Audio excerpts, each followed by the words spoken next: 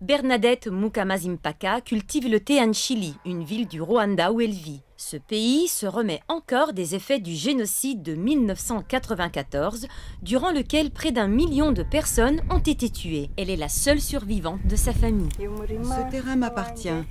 J'y ai planté du thé l'an dernier. Les arbres sont encore trop jeunes, mais je pourrai faire ma première récolte l'an prochain. Cette région n'est pas assez féconde pour y faire pousser beaucoup d'espèces différentes, parce que la terre est acide. Mais heureusement pour Bernadette, le thé y pousse tellement bien que, en fait, une usine de production de thé a pu être ouverte en Chili en 2008. Chaque villageois a pu faire pousser du thé depuis que l'usine a ouvert. Et c'est pourquoi je cultive moi aussi maintenant 1 hectare de thé.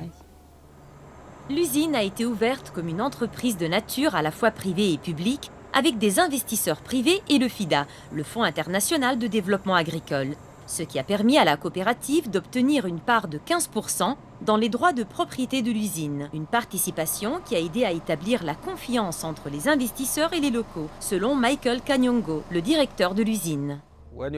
Quand on démarre une usine de ce genre et qu'on traite avec des petits cultivateurs et la communauté en général, il peut y avoir beaucoup de doutes.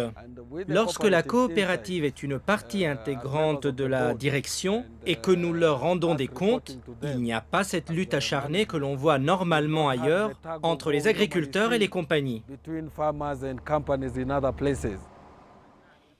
Et comme l'explique Bernadette, la coopérative joue aussi un rôle plus important.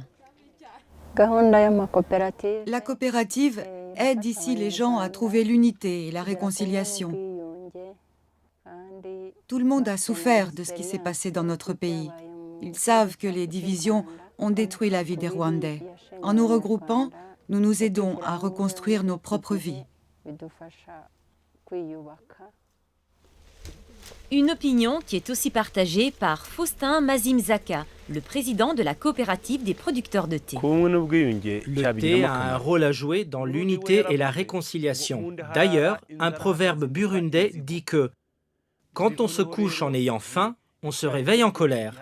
Donc, la culture du thé permet aux gens de ne pas s'inquiéter de leur prochain repas. La haine entre les gens disparaît quand tout le monde vit bien.